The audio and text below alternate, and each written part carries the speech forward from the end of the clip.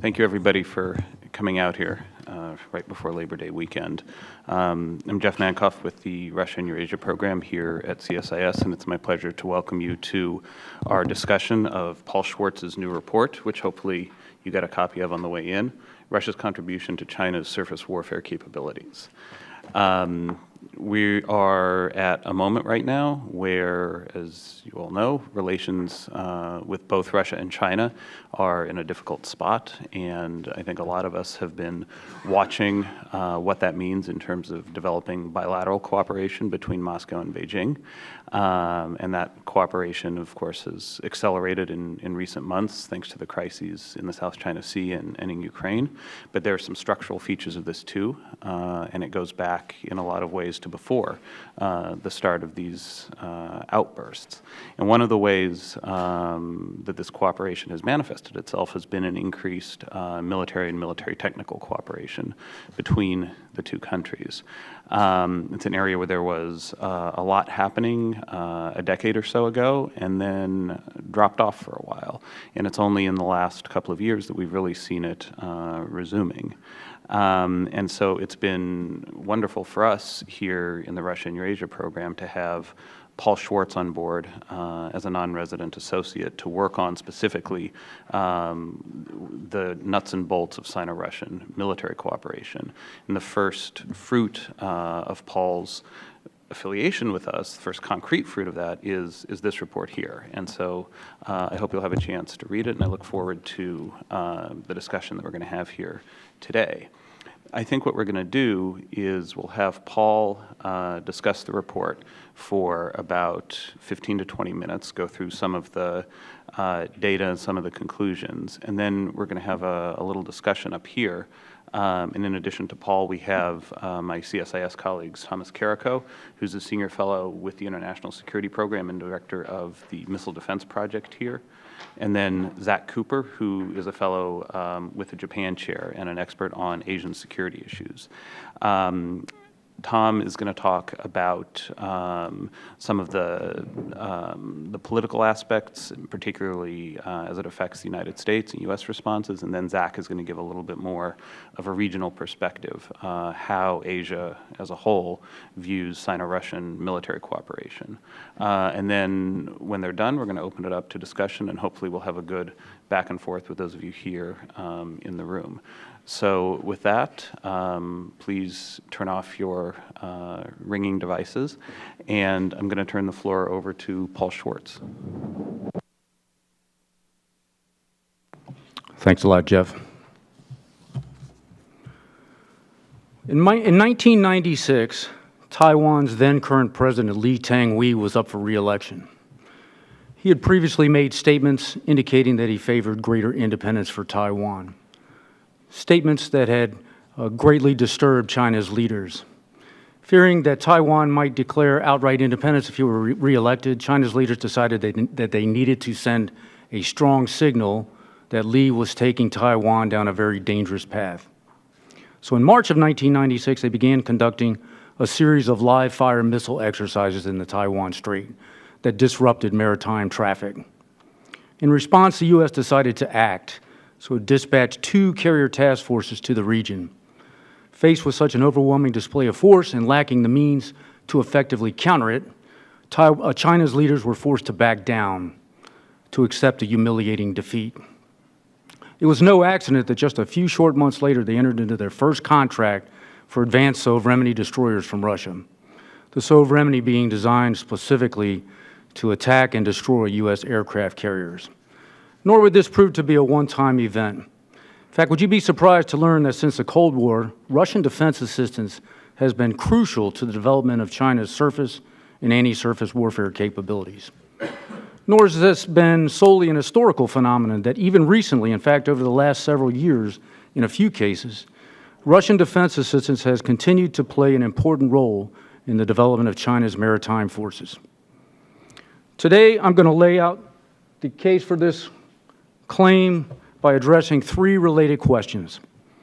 First, what kind of defense assistance have the Russians provided for China's maritime forces? Second, how have those forces benefited from such assistance? And third, what has been the impact on China's anti-access strategy? In doing so, we're going to focus on the specific ships, sensors, and weapon systems that have either been transferred outright from Russia to China or developed by China using Russian technology. But first, let's start with a little background on China's anti-access strategy. I know many of you may already be familiar with that, some quite familiar, but a brief recap of its essentials will help to set the context and explain the fleet's role in that strategy.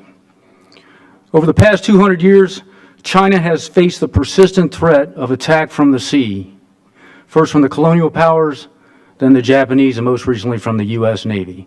But for most of that period, China lacked the effective means to counter those threats. Its Navy remained underdeveloped, its fleet was wholly incapable of matching up against an advanced naval adversary or maritime force such as the U.S. Navy. Nor did its fleet possess the capabilities to defend China's sovereign interests in its nearby seas. Why? Well, until recently, China's fleet has suffered from three major deficiencies. First, it lacked the maritime naval air defense systems needed to adequately protect the fleet against air and missile strikes from a superior adversary such as the U.S. Navy. This forced the fleet to operate close to shore where it could be protected by land-based air defense platforms. Second, the fleet also lacked the modern anti-ship missiles needed to defend itself against well-armed U.S. warships. Without them, its fleet could have no hope of really standing up against the U.S. fleet in a force-on-force engagement. Finally, the fleet lacked a robust anti-submarine warfare capability. This left its ships vulnerable to attack by U.S. submarines, even when operating close to shore. To address the threat of U.S. intervention, China developed its now famous anti-access strategy. As its name suggests, the strategy is designed to keep U.S. forces out of contested maritime regions in time of war.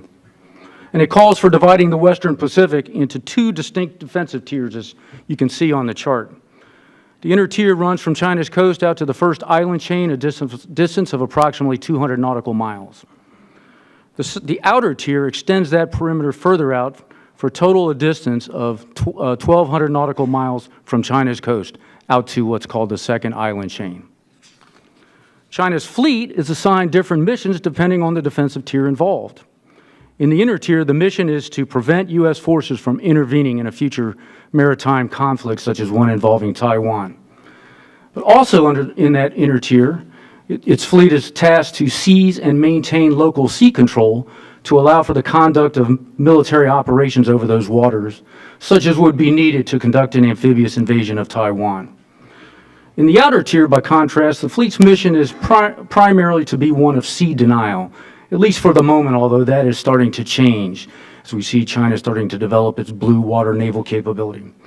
But its mission, to keep the U.S. forces from using that area as a base from which it can launch long-range precision strikes against U.S. forces or against the mainland itself. But getting the fleet to the point where it could carry out such missions has been a long and arduous process. It's required a near-total overhaul of the fleet and remains very much a work in progress. In fact, when the new strategy was first adopted, China's defense industry remained technologically backward, underdeveloped, incapable of providing the kind of advanced military weapons needed to properly upgrade the fleet. China was forced, therefore, to turn to external suppliers, and Russia soon emerged as China's principal supplier. Why? Well, due to the Tiananmen Square crisis back in 1989, China had been placed under a comprehensive arms embargo from the West. So it needed to find new sources. Fortunately for it, at the very same time, Russian defense companies, finding themselves cut off from state defense orders in the economic chaos that followed the collapse of the Soviet Union, had become desperate for revenues from arms sales to sustain their very existence. The net result, a long and sustained arms trading relationship between Russia and China that continues to this date. And you can see this on the chart.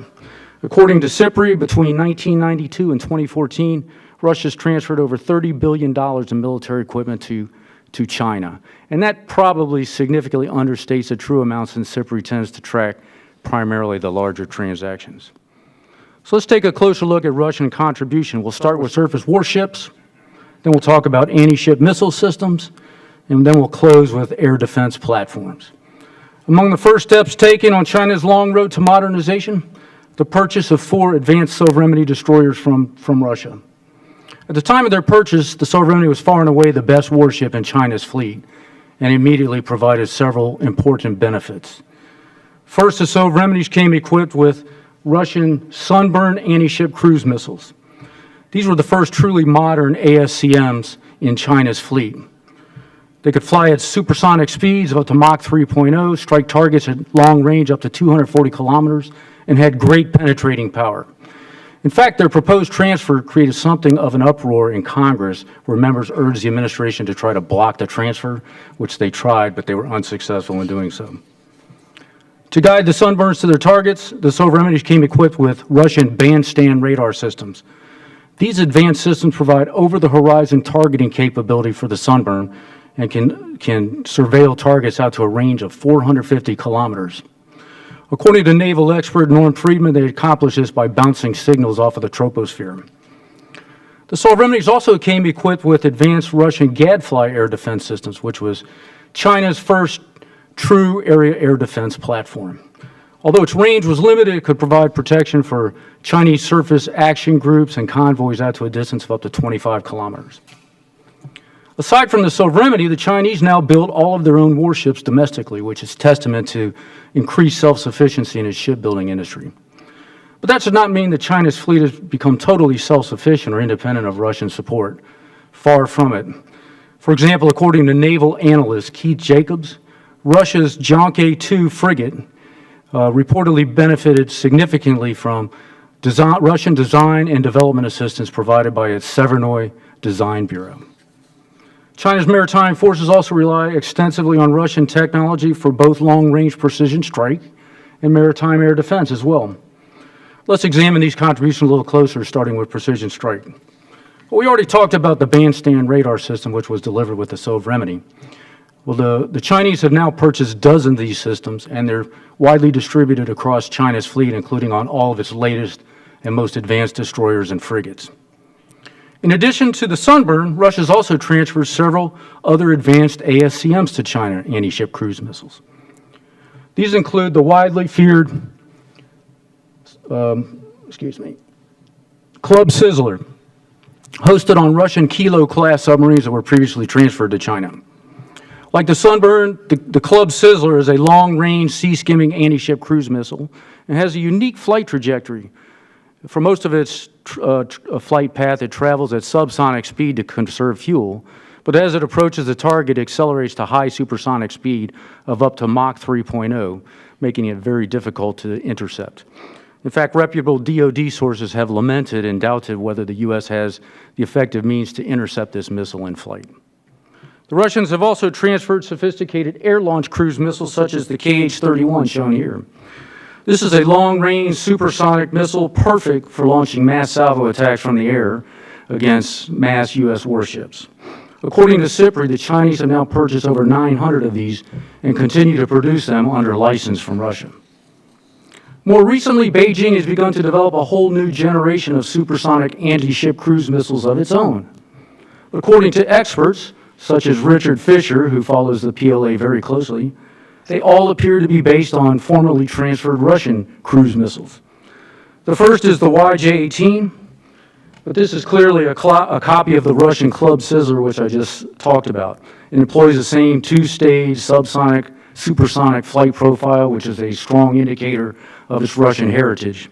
According to the Office of Naval Intelligence, this has now just been deployed in 2014 on China's Luoyang 3 destroyer, which is latest and most advanced destroyer, continuing testament to Russia's ongoing influence in the development of China's fleet.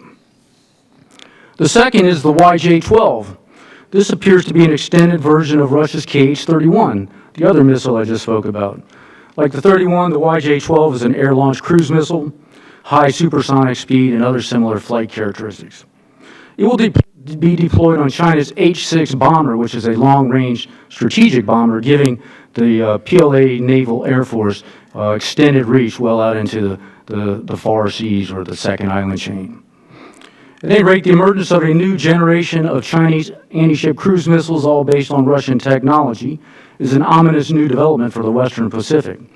Because as China starts to substitute these new missiles for some of its existing inferior missiles,